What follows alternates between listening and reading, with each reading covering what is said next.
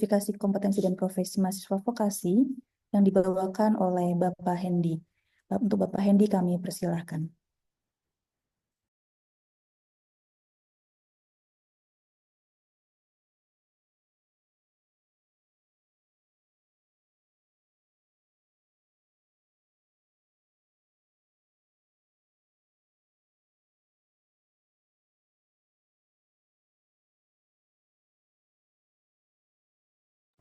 Oke, jelas ya.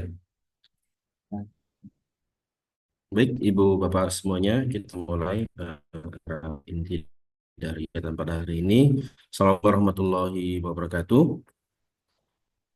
Selamat siang. Waalaikumsalam warahmatullahi wabarakatuh. Baik, yang saya hormati para pimpinan PT yang hadir pada kesempatan kali ini. Yang saya hormati juga para ketua LSP ataupun yang mewakili yang hadir pada kesempatan kali ini. Dan yang saya hormati tim Belmawa beserta rekan-rekan tim teknis dalam program sertifikasi tahun 2025 ini. Izinkan saya untuk menyampaikan sosialisasi program sertifikasi kompetensi dan profesi mahasiswa vokasi tahun 2025. Ya, kita lihat di sini pertama adalah dari latar belakang bahwasanya ada beberapa latar belakang yang mendasari program kerja ataupun program ini di launching gitu ya. Yang pertama adalah adanya Visit Indonesia tahun 2045 yang menjadi pedoman penting dalam arah pembangunan Indonesia menuju Indonesia emas. Kemudian yang kedua adalah meningkatkan kompetensi dan profesionalitas untuk kemampuan untuk kita bertindak secara profesional pada lulusan pendidikan tinggi vokasi.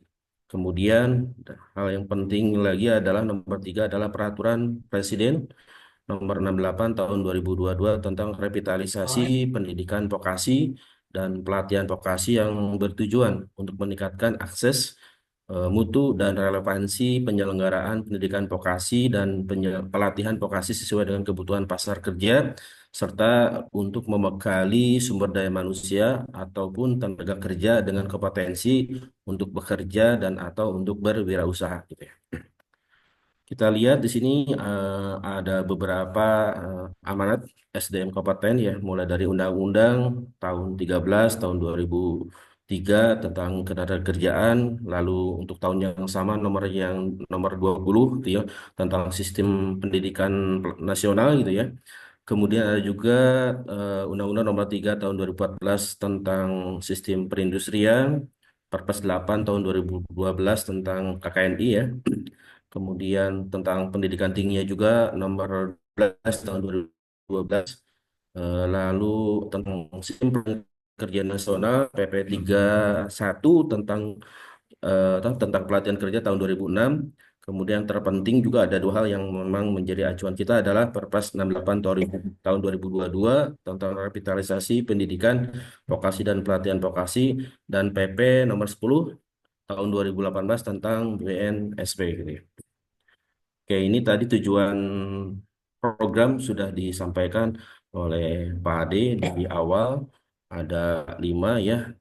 Jadi saya pikir langsung skip aja tadi sudah sampaikan di awal sebagai pembukaan. Kemudian kita lihat deskripsi programnya bahwa program ini secara aktif ya eh, mulai bisa berjalan itu mulai Mei sampai Desember 2025 ini ya. Kemudian jumlah total mahasiswa yang diberikan bantuan itu sebanyak 4.500 ya.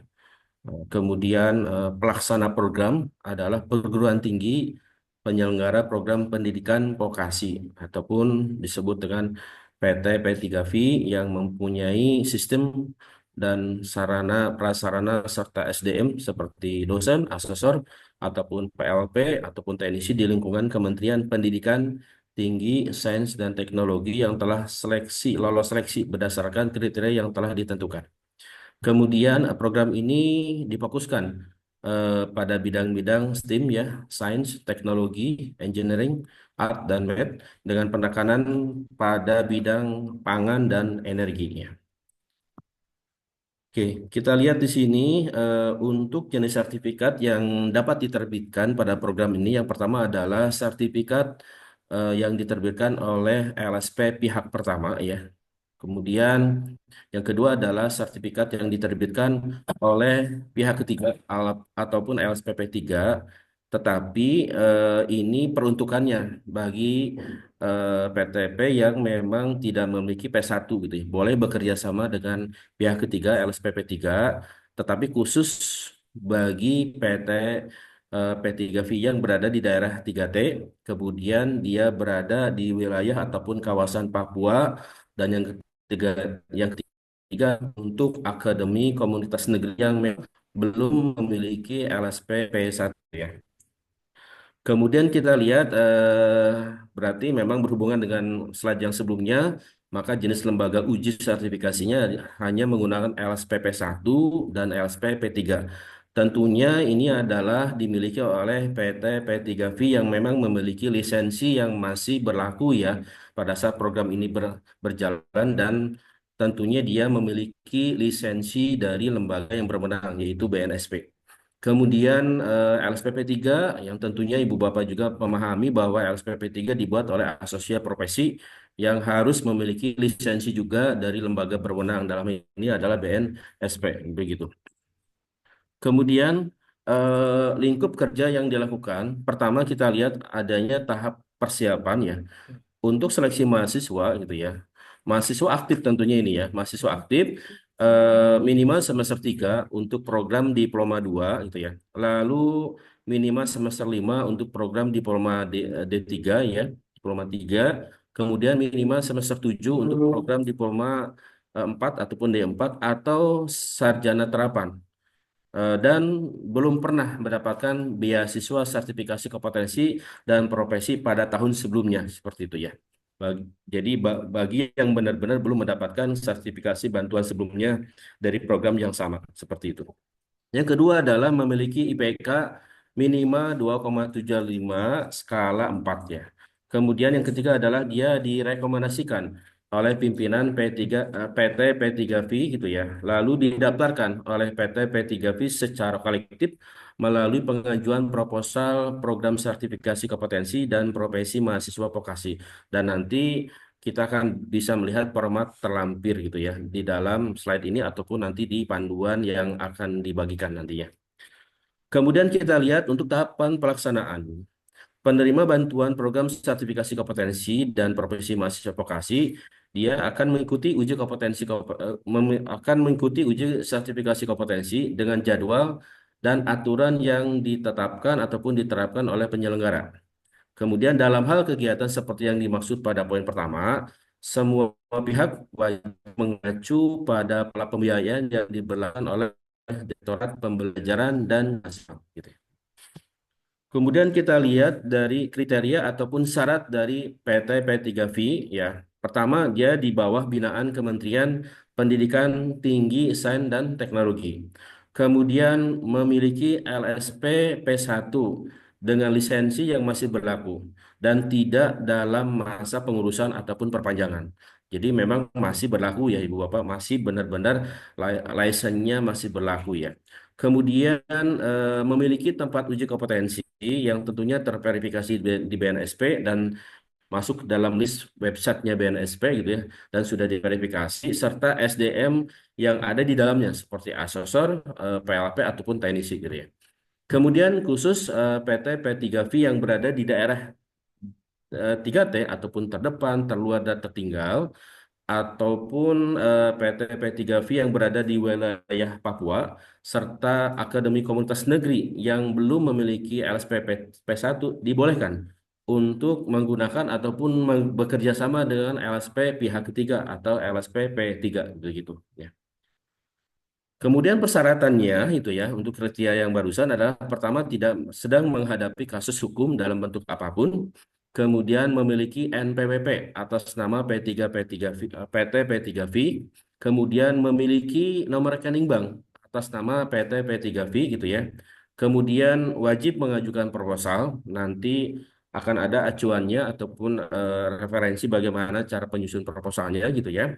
Kemudian kalau dia bekerja sama dengan LSPP 3, dia wajib melampirkan perjanjian kerja ataupun MOU gitu ya, dan biaya penawaran dari penawaran sertifikasi dari LSPP 3.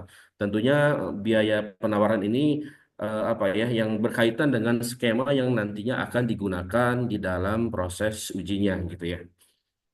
Oke, rincian anggaran bantuan pertama untuk pendanaan. Jadi pendanaan ini meliputi komponen biaya pelaksanaan uji kompetensi seperti bahan habis pakai dan peralatan penunjang dengan tipe sebagai berikut. Yang pertama ada yang termasuk kategori ringan atau tipe A sebesar 750.000 per mahasiswa. Jadi ini untuk kopi yang apa ya, tidak memerlukan bahan habis pakai yang memang relatif lebih sedikit ataupun ringan itu ya. Sedangkan ada juga tipe B sebesar 950.000 per mahasiswa. Ini untuk uji kompetensi yang memang memerlukan bahan habis pakai dalam jumlah yang lebih banyak ataupun yang mungkin kategorinya berat seperti itu ya.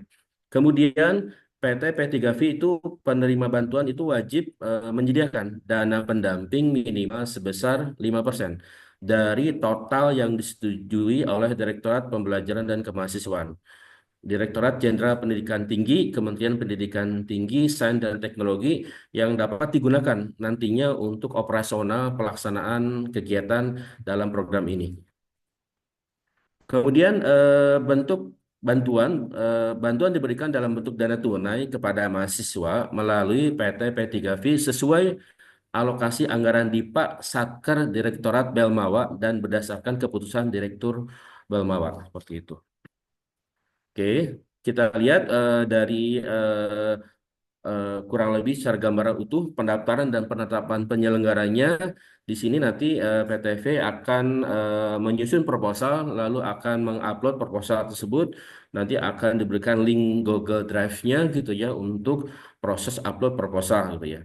Setelah proposal diterima gitu ya, nanti ada reviewer untuk kita mencoba mengecek, memverifikasi administrasi dan substansi calon penyelenggara gitu ya.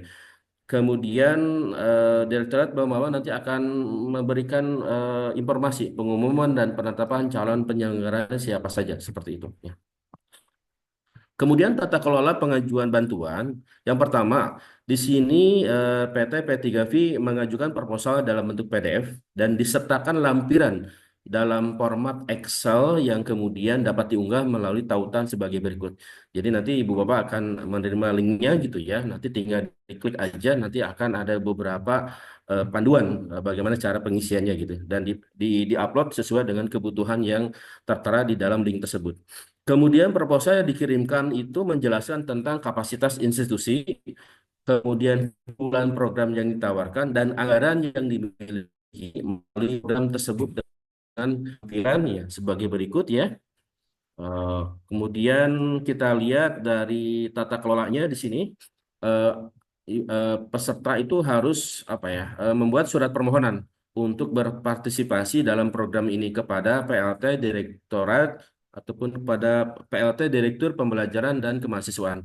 Nanti akan ada format terlampir. Contohnya seperti apa. Lalu ada juga surat pernyataan tidak sedang dalam menghadapi masalah hukum. Nanti akan ada juga contoh terlampir gitu ya. Kemudian ada surat pernyataan komitmen untuk menjalankan program dan kesediaan untuk menerima sanksi apabila melanggar komitmen. Nanti kami pun tetap melampirkan formatnya. Kemudian di sini pun yang mengajukan proposal harus melampirkan sertifikat lisensi LSPP 1 yang masih berlaku dan tidak sedang dalam pengurusan seperti itu. Jadi memang benar-benar lisensinya masih berlaku ya gitu ya.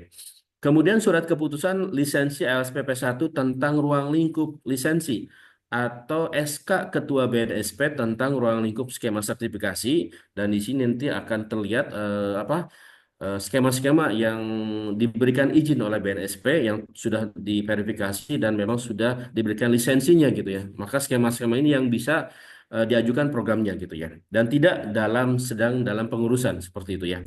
Kemudian khusus, untuk skema sertifikasi, PT P3V yang bekerja sama dengan LSPP 3 itu wajib melampirkan perjanjian kerjasama dan biaya pelaksanaan sertifikasi oleh LSPP 3. Jadi di sini harus ada MOU ataupun PKS dan tentunya nanti ada penawaran harga itu ya dari LSPP 3 sehingga biaya pelaksanaannya akan kita ketahui berapa besarannya seperti itu.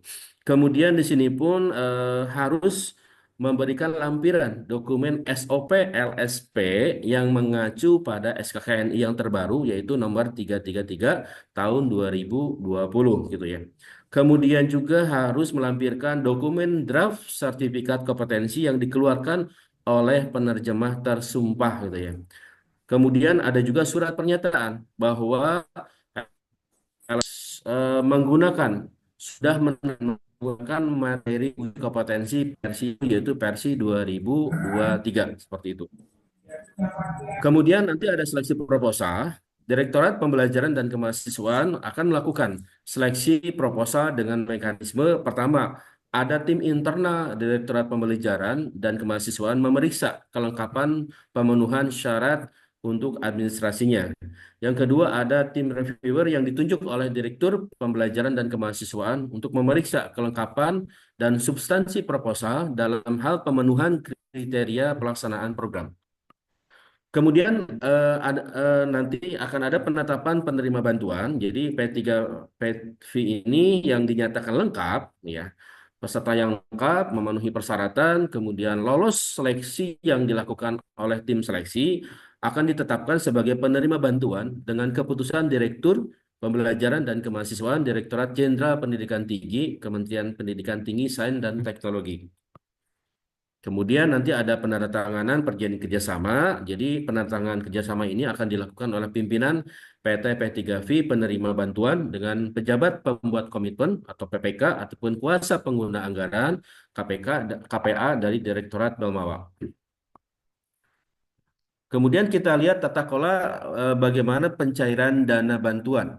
Yang pertama adalah dokumen yang dibutuhkan untuk pencairan dana ke Direktorat Pembelajaran dan Kemahasiswaan, Direktorat Jenderal Pendidikan Tinggi, Kementerian Pendidikan Tinggi, Sains dan Teknologi, yaitu pertama adanya SK penetapan penerima bantuan Direktur Belmawak.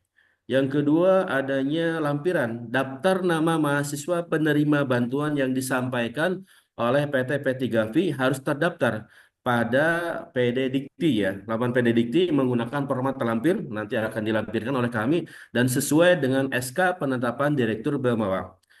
Yang ketiga adanya invoice dari PT P3V penerima bantuan yang telah ditandatangani Direktur dan cap basah. Nah, nanti akan ada contoh juga terlampir dalam surat pengumuman penerima pendanaan ya. Dan poin A, B, dan C ini bersifat mengikat dan tidak dapat diubah seperti itu. Kemudian mahasiswa penerima bantuan tidak dibolehkan menerima bantuan untuk skema A dan B tahun sama seperti itu ya. Ya.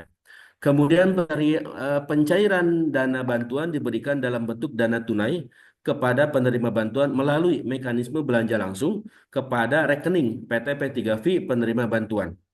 Dan pencairan dana bantuan dilakukan dalam dua termin ya, 80% dan 20% berdasarkan ketetapan kuasa pengguna anggaran ke Direktorat Pembelajaran dan Kemahasiswaan.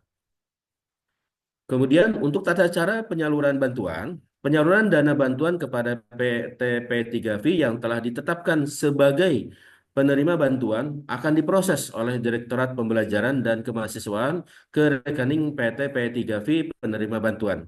Jika dalam proses pencairan dana bantuan terdapat perubahan status dari PT P3V, penerima wajib mengonfirmasi, memberikan informasi kepada pihak Direktorat Pembelajaran dan Kemahasiswaan.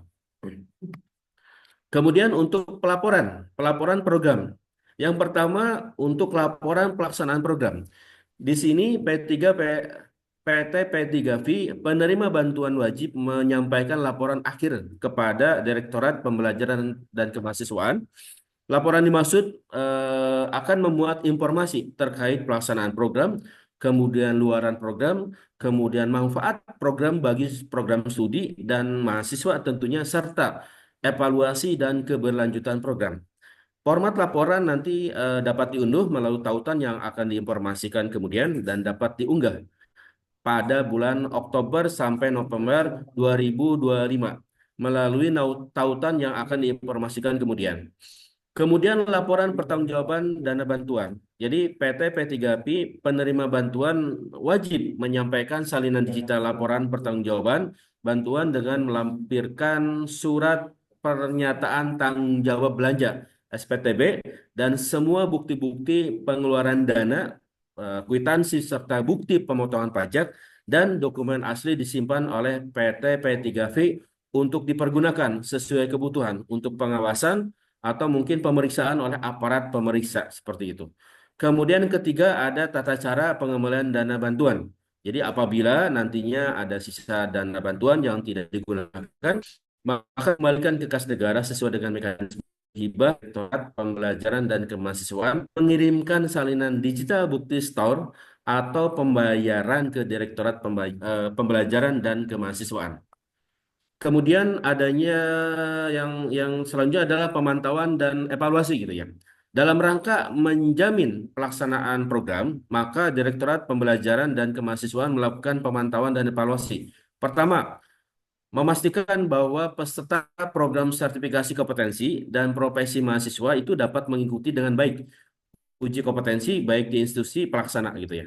Kemudian akan memantau perkembangan kegiatan yang dilaksanakan oleh PT P3V penerima bantuan seperti itu ya. Oke, ini adalah jadwal pengajuan dan penyaluran bantuan. Memang tadi disampaikan oleh Pak Ade juga agak bukan sedikit, tapi memang benar-benar ketat gitu ya, terbatas tuh ya. Jadi untuk penyampaian proposal itu tanggal 9 itu ya sampai 16 Mei 2025. Jadi Ibu Bapak memiliki waktunya yang sangat singkat ya, seminggu gitu ya, kurang lebih gitu ya. Kemudian adanya nanti seleksi proposal di tanggal 19 sampai 3 Mei 2025. Nah, nanti pengumuman hasil seleksinya di akhir Mei ya, tanggal 30 Mei. Kemudian nanti di sekitar tanggal 2 sampai tanggal 3 Juni 2025 akan ada penandatanganan kontrak. Lalu pelaksanaan kegiatan itu mulai dari 4 Juni sampai 26 November tahun 2025. Dan nanti akan ada pemantauan ataupun ada monitoring gitu ya yang akan disampaikan programnya seperti apa ataupun apa jadwalnya seperti apa itu di kisaran mulai Juni sampai November tahun 2025. Kemudian nanti ada penyampaian laporan akhir di November sampai 1 Desember 2025 dan terakhir adalah evaluasi di 4 sampai 5 Desember tahun 2025.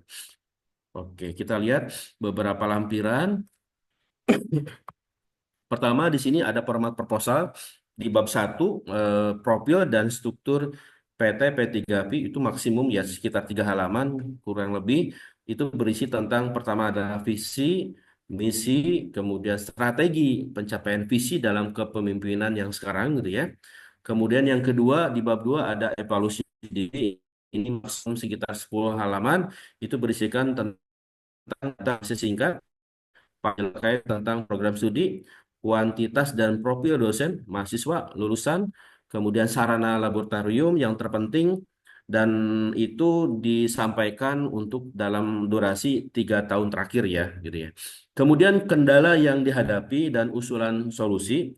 Jadi usulan solusi ini sebaiknya tidak hanya berupa kebijakan dan upaya perbaikan dari Direktorat Pembelajaran dan Kemahasiswaan, Direktorat Jenderal Pendidikan Tinggi, Kementerian Pendidikan Tinggi, Sains dan Teknologi, namun juga ada upaya mandiri dari PT P3V. Gitu ya. Kemudian di bab 3 ada program uji kompetensinya, ini maksimum sekitar 20 halaman. Ya kurang lebih ini berisi pertama adalah analisis tentang ketersarapan lulusan PT P3V dalam 3 tahun terakhir dan peran dari sertifikasi terhadap kondisi ketersarapannya. Gitu. Kemudian yang kedua ada pemetaan program studi yang dapat menjalankan program sertifikasi dan landasan penetapannya. Yang ketiga adanya data pelaksanaan kegiatan uji kompetensi 3 tahun yang terakhir yang dilaksanakan atau dilakukan oleh LSPP 1 pada setiap program studi dan menyertakan profil LSP P3 bagi PT P3V yang memang bekerja sama dengan LSP P3 seperti itu. Tetapi bagi yang tidak bekerja sama, misalkan PT P3V-nya memang memiliki LSP P1, maka tidak perlu melampirkan yang profil LSP P3. Bagi yang memang memang bekerja sama dengan LSP P3, maka harus dilampirkan profil LSP-nya gitu ya.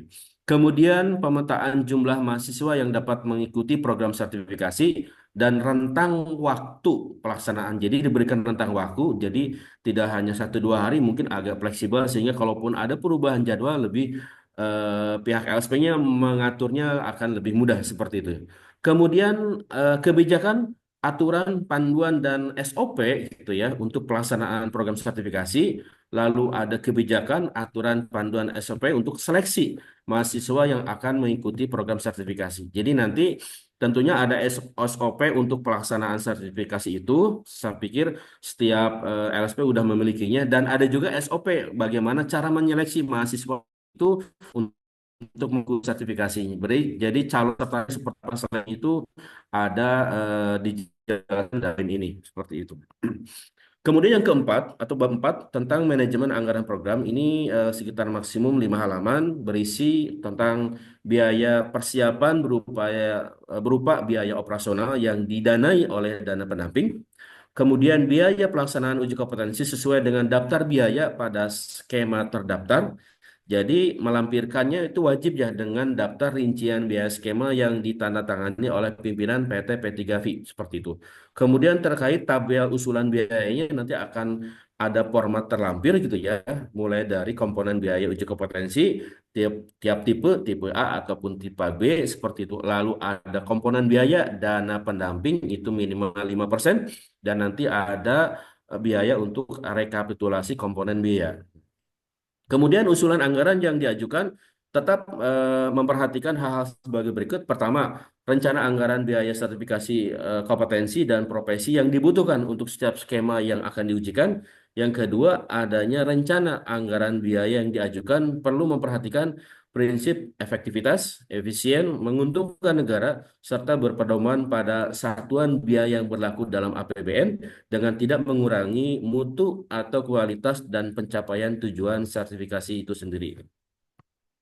Ini contoh untuk surat permohonan untuk ikut berpartisipasi dalam program ya, nampak di layar.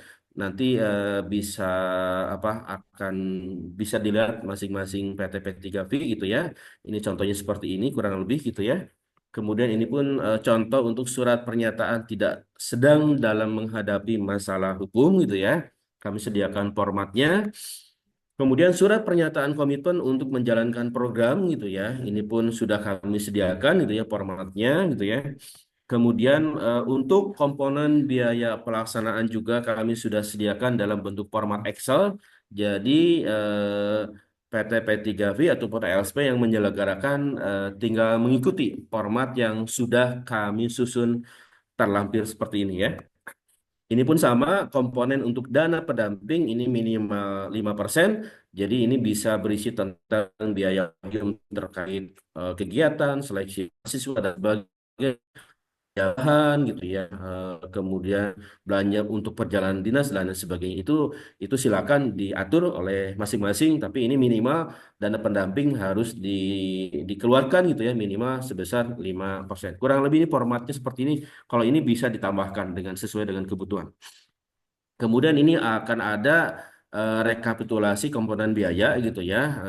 Misalkan di sini ada nama skemanya apa, kemudian bidangnya apa, tipenya, jumlah, sampai nanti total dan pendampingnya berapa itu silakan diikuti formatnya gitu ya. Termasuk nanti total biaya yang memang mendapat hibah, lalu nanti total yang memang sebagai pendamping berapa, sehingga nanti semua tertera di dalam form yang sudah kami sediakan. Jadi Ibu Bapak tinggal mengikuti format yang sudah disediakan.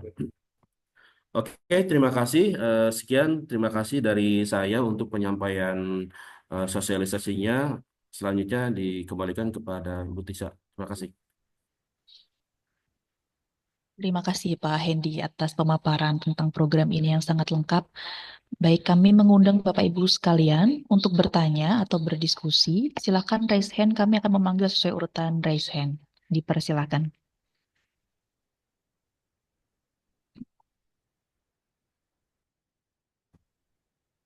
Sambil menunggu resen ya.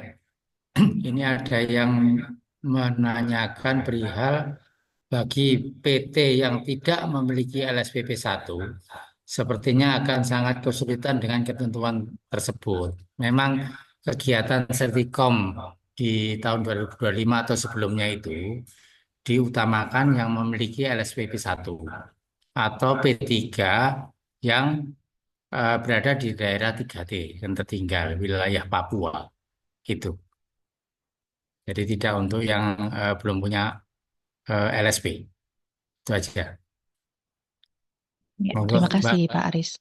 Baik, kami mengundang dari Politeknik El Bajo, dipersilakan.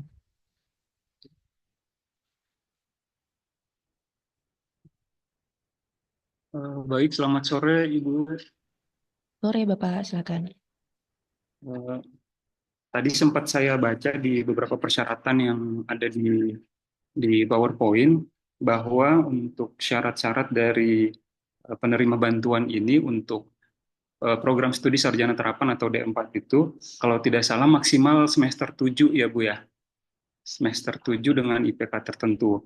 Nah, pertanyaan kami dan ini sementara sementara ini kami sedang menghadapi situasi yang seperti yang nantinya akan saya sampaikan ini. Kami punya beberapa mahasiswa di semester 8 yang memang belum punya sertifikasi kompetensi. Nah, apakah mahasiswa kami ini kemudian mereka harus lulus dulu dari kampus kami, baru mereka mengikuti sertifikasi kompetensi ataukah seperti apa? Sementara persyaratan yang tadi itu maksimal semester 7. Begitu juga dengan prodi kami yang di D3 begitu. D3 kalau tidak salah saya baca tadi maksimal semester 5 Bu ya. Mohon dikoreksi kalau saya salah. Eh, itu yang pertama Bu. Nah, di kampus kami di Politeknik El Bajo Komodus persyaratan mahasiswa bisa lulus itu kalau misalnya mereka sudah punya sertifikasi kompetensi dulu Bu. Jadi sepertinya maksudnya persyaratan itu eh, kami agak bingung begitu. Apakah mahasiswa kami yang semester 8 ini mereka harus lulus dulu ataukah seperti apa gitu, Bu? Karena sudah pasti mereka tidak bisa tercover di dalam program ini gitu, Bu. Kurang lebih seperti itu. Terima kasih atas kesempatan yang diberikan. Selamat sore. Oke, baik. Terima kasih banyak Pak Akib. Izin menjawab, saya Darman dari tim di Belmawa. Terkait tadi yang Bapak sampaikan, untuk persyaratan mahasiswa itu adalah minimal, Pak, bukan maksimal. Nah, minimalnya itu adalah untuk diploma 2 minimal di semester 3.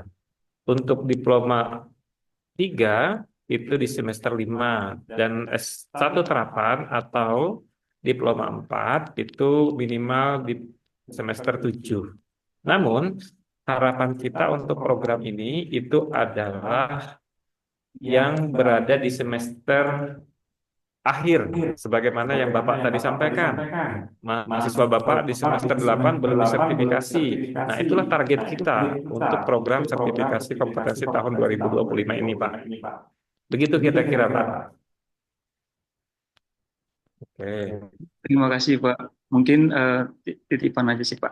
Kalau bisa Ya, kami nanti juga kami share grupnya panduan dan PPT-nya, Pak ya. Thank you, Pak. Oke. Ya, terima kasih Pak Darman. Selanjutnya dari Poltek Makassar, silakan Bapak. Terima kasih. Assalamualaikum warahmatullahi wabarakatuh. Waalaikumsalam. Saya Mirfan dari Politeknik Muhammadiyah Makassar. Masih mungkin agak terkait dengan pertanyaan yang Bapak tadi. Jadi begini Pak, kami memang ada LSP pihak 1, tetapi dari 7 prodi ya untuk vokasi semuanya. Akan tetapi kami ini dari asosiasi profesi bekerja sama dengan Kementerian Pendidikan Teknologi, dia menyelenggarakan uji kompetensi sehingga mahasiswa itu yang lulus uji kompetensi itulah yang diinput ke penerbitan STR. Sedangkan LSP kita ini pihak 1 itu juga sama halnya dengan membentuk mahasiswa kita itu sesuai dengan sertifikasi profesinya, mulai dari ujian tulis sampai dengan ujian praktek. Nah, apa perbedaannya dari penyelenggara uji kompetensi ini dengan LSP pihak satu ini yang dilakukan? Semua sosialisasi yang hari ini, semuanya itu persis sama dalam hal pendirian lisensi BNSP. Jadi kalau misalnya memang sudah pernah mengajukan LSP, sosialisasi yang hari ini, apapun permintaannya itu pasti semuanya sudah siap. Karena semua lampiran-lampirannya itu sudah dikaji dan sudah dibuat oleh pihak LSP yang mendapatkan lisensi dari BNSP. Cuma itu pertanyaan saya, perbedaannya itu dari penyelenggaraan kompetensi yang di kementerian, uji kompetensi yang dilakukan selama ini dengan pihak LSP pihak satu itu yang membedakan apa? Karena dengan kelulusannya mereka itu dia sudah bisa mengajukan STR. Sedangkan LSP pihak satu ini yang dilisensi dengan BNSP itu sampai saat ini belum ada syarat untuk penerimaan di Kementerian Kesehatan apakah diwajibkan melampirkan sertifikat BNSP atau tidak. Itu aja. Terima kasih.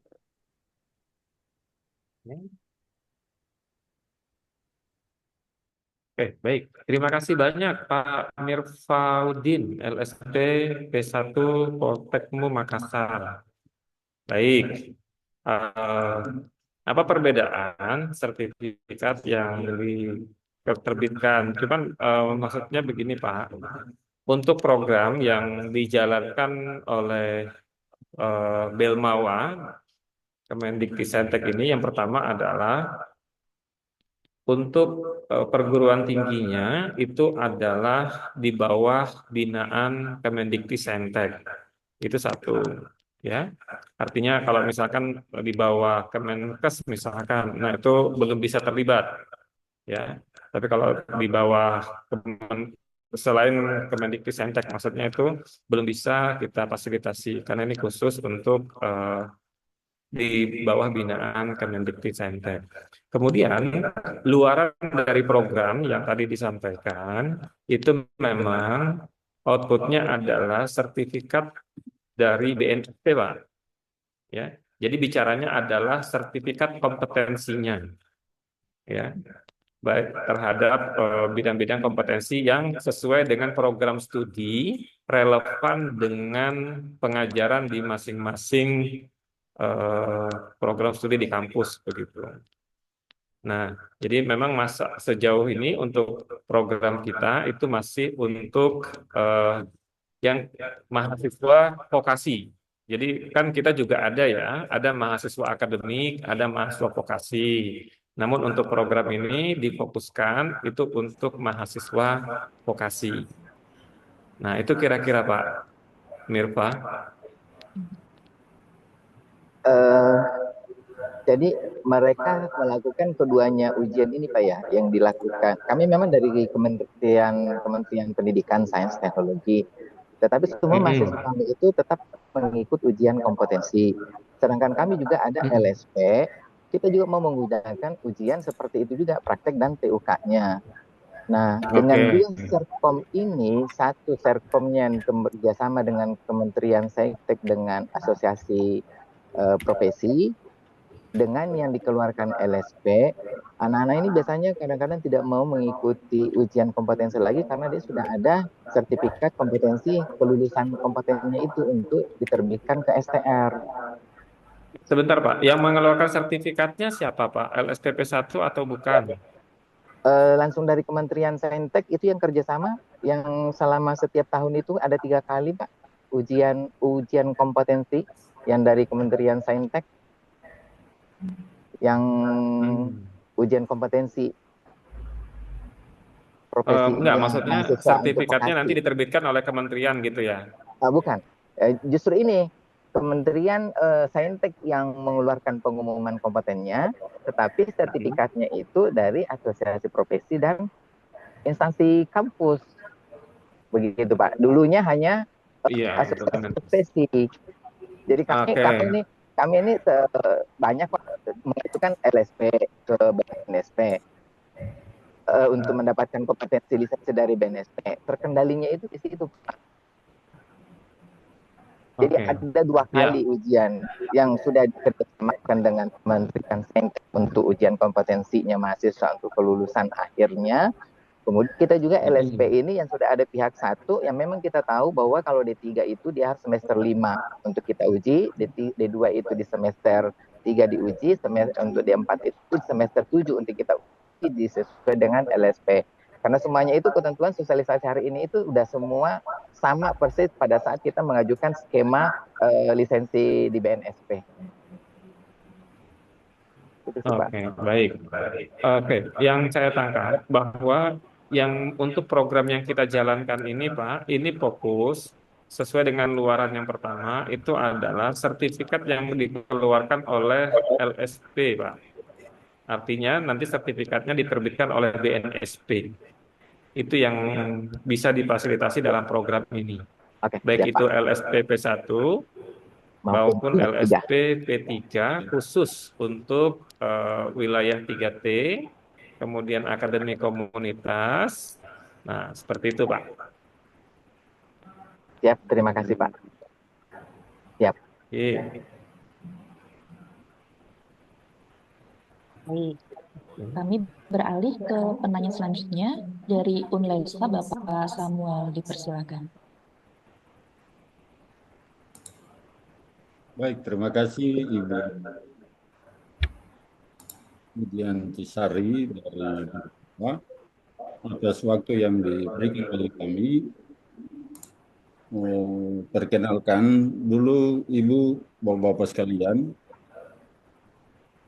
kami dari Universitas Lelemuku Somlaki, salah satu perguruan tinggi di perbatasan Indonesia Australia, Pak, tepatnya di Kabupaten Kepulauan Tanimbar, Provinsi Maluku. Kami di sini satu-satunya perguruan tinggi yang ada di kabupaten ini. Kami sangat bersyukur sekali karena kemudian mendapatkan informasi, lalu kami bisa mengikuti sosialisasi di hari ini bersama dengan pihak Belmawa untuk prodi vokasi. Perlu kami sampaikan juga bahwa kami perguruan tinggi baru yang baru memperoleh izin di tahun 2022, Pak. Di Bapak Ibu, di tahun 2022 dari 12 prodi kami itu ada satu prodi akuntansi diploma 3 yang tadi juga disampaikan D3 itu minimal semester 5 dan memang kami lagi persiapkan untuk lulusan pertama kami di Universitas Lelemuku Somlaki untuk prodi D3 akuntansi. Terkait dengan program dari Belmau ini sendiri, untuk pendidikan profesi bagi mahasiswa khusus untuk prodi vokasi ini tadi sempat saya ikuti dan ada beberapa kriteria yang kemudian harus kami penuhi. Salah satunya itu adalah harus memiliki kerjasama antara PT penyelenggara pendidikan vokasi ini dengan LSP. Kalau kami di daerah 3T, maka minimal itu harus melakukan kerjasama dengan LSP P3. Karena ini baru bagi kami mengikuti program ini, kemudian waktu yang tadi diberikan itu hanya dalam waktu 1 minggu, kita sudah harus memperoleh mitra kerjasama dengan LSP P3 itu, Pak. Dalam waktu 1 minggu ini kami akan berusaha, kami pasti berusaha untuk bisa mengikuti program ini. Namun akses untuk LSP P3 ini atau dengan BSNP itu bisa membantu kami untuk itu karena memang sampai saat ini kerjasama antara kami dengan lembaga penerbit sertifikat profesi itu belum kami lakukan.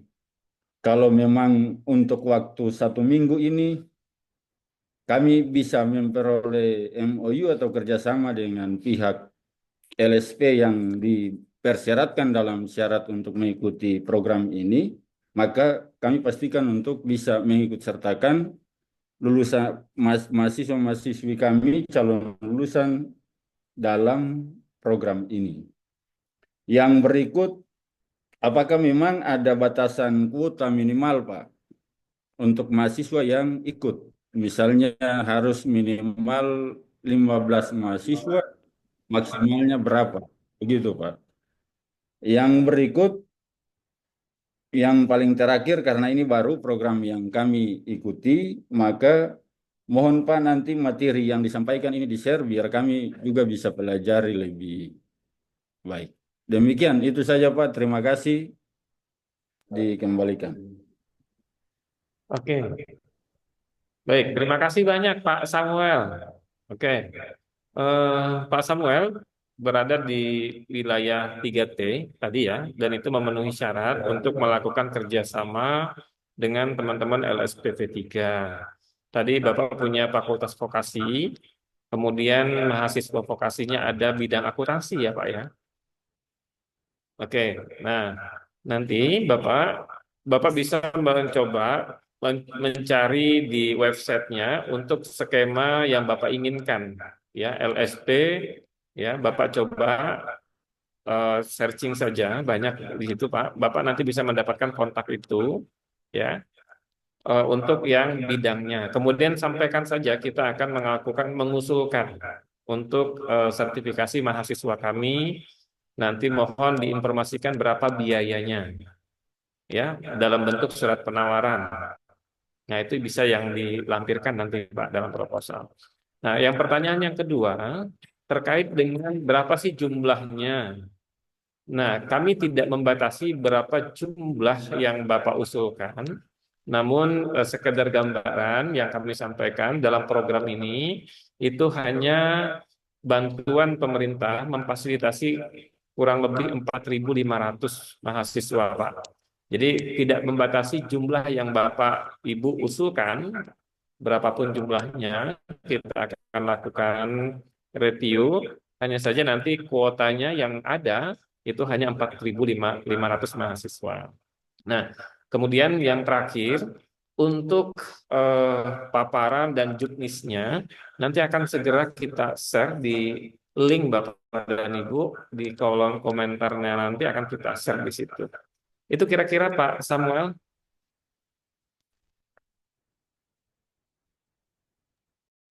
Baik, terima kasih Pak. Terima kasih. Berlanjut ke pertanyaan selanjutnya, Ibu Aryani dari ABK PMI, dipersilakan. Baik, terima kasih Bu Widya Santi dan Pak Darmawan selaku tim Belmawa. Mohon izin untuk menanyakan terkait tadi untuk yang lembaga sertifikasi profesi. Nah, pendidikan kami adalah program vokasi Diploma 3 Teknologi Bank Darah, yang saat ini juga sudah melakukan exit exam setiap sudah 9 angkatan dan sudah 6 angkatan yang sudah mengikuti uji kompetensi. Nah, ini sudah mendapatkan sertifikat kompetensi yang bekerja sama dengan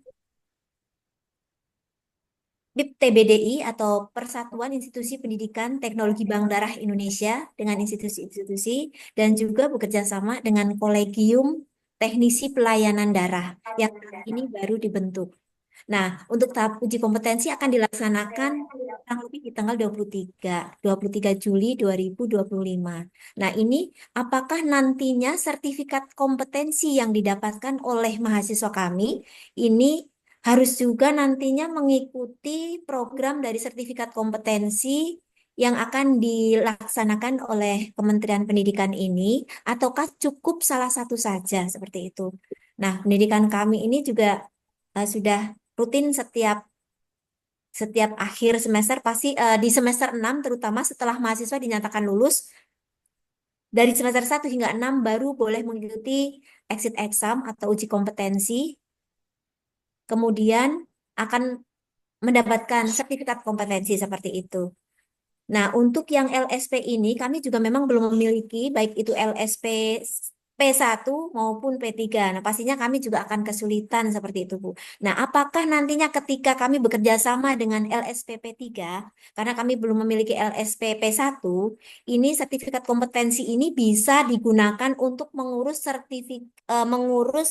surat tanda registrasi yang diwajibkan untuk tenaga kesehatan untuk mengurus surat izin praktik pada masing-masing tenaga kesehatan seperti itu. Mungkin itu yang dapat saya sampaikan, Ibu Bapak. Terima kasih.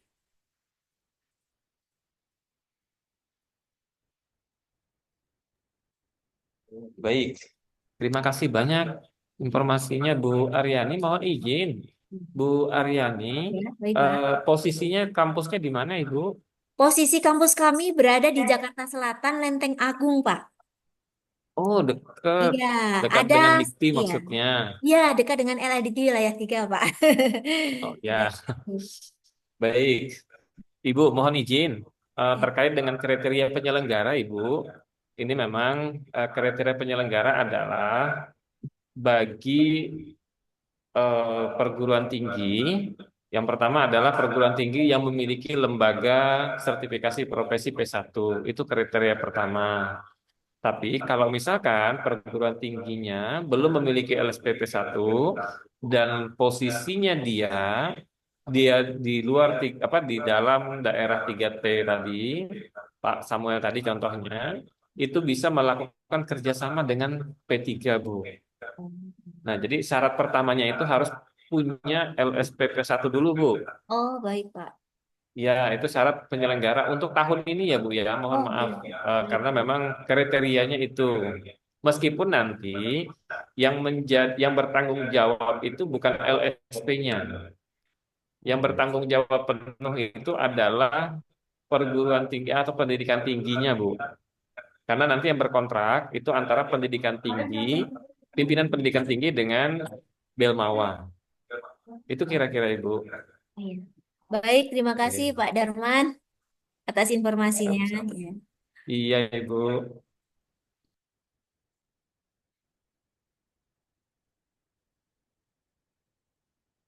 Oh, Prof. Amilin lagi. Halo, Assalamualaikum, Prof. Amilin. Nah, di Ada? chat ada. Ada? Waalaikumsalam warahmatullahi wabarakatuh.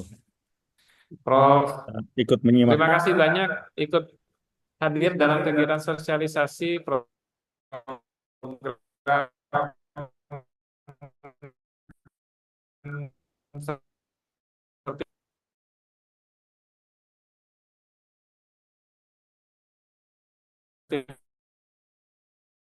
sertifikasi kompetensi. Silakan.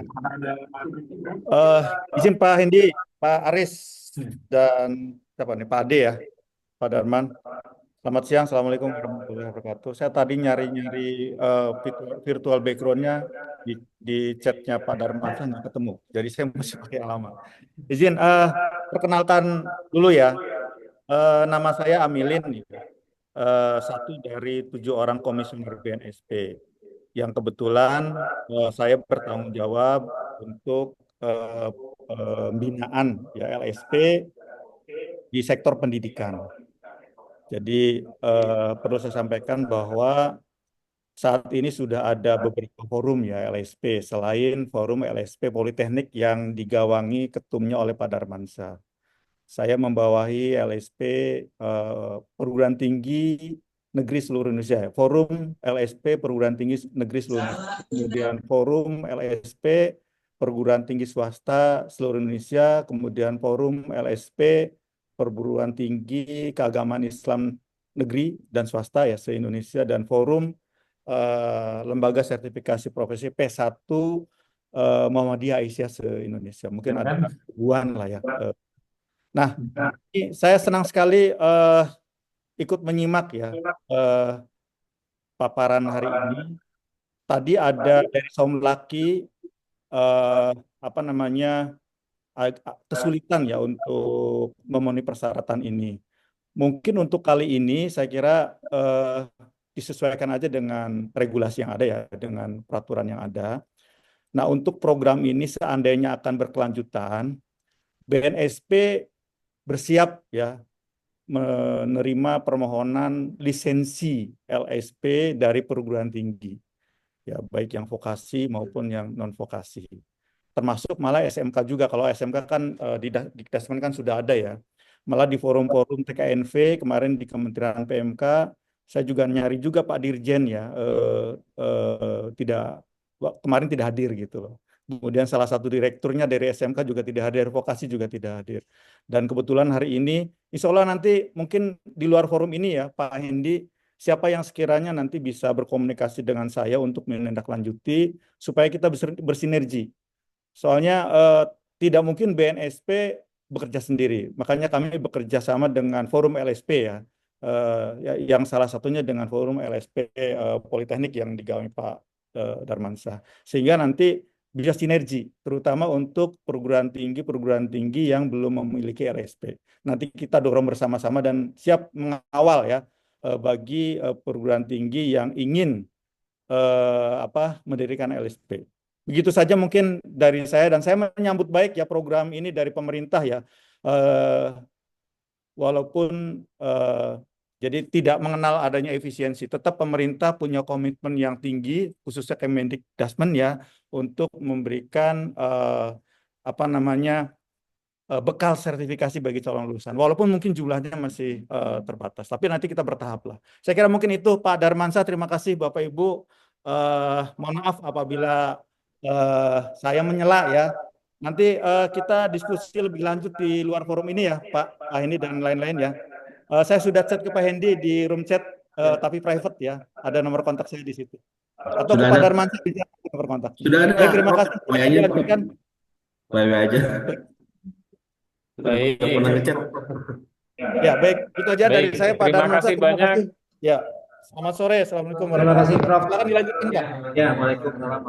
Terima kasih Prof ya. Terima kasih banyak Prof. Amilin. Beliau adalah komisioner BNSP untuk bidang pendidikan. Ini informasi yang menarik Bapak dan Ibu bagi perguruan tinggi baik negeri maupun swasta yang saat ini belum memiliki lembaga sertifikasi profesi. BNSP terbuka untuk itu. Masih mute Pak. Oke, mohon maaf. Saat ini BNSP untuk teman-teman yang perguruan tinggi yang saat ini belum memiliki lembaga sertifikasi profesi, tadi diinformasikan oleh Prof. Amilin bahwa BNSP terbuka menerima usulan untuk pembentukan LSP di perguruan tinggi. Itu yang saya tangkap dari Prof. Amilin yang tadi ya Pak. Oke, terima kasih banyak sekali lagi kami sampaikan Pak Prof. Mudah-mudahan bisa berjalan dengan lancar nantinya dan mohon pendampingan juga ya terhadap program-program sertifikasi kompetensi mahasiswa. Ya, oke. Ya, terima kasih Bapak Amilin atas kehadirannya dalam sosialisasi hari ini. Kami melanjutkan ke penanya pada program ini dari Akademi Maritim Nusantara. Erna Koswara. Silakan Pak. Baik, Assalamualaikum warahmatullahi wabarakatuh. Saya hormati Bapak Amilin dari Komisioner BNSP, Pak Darman, Pak Ade, Pak Aris, dan Pak Hendi. Selamat siang.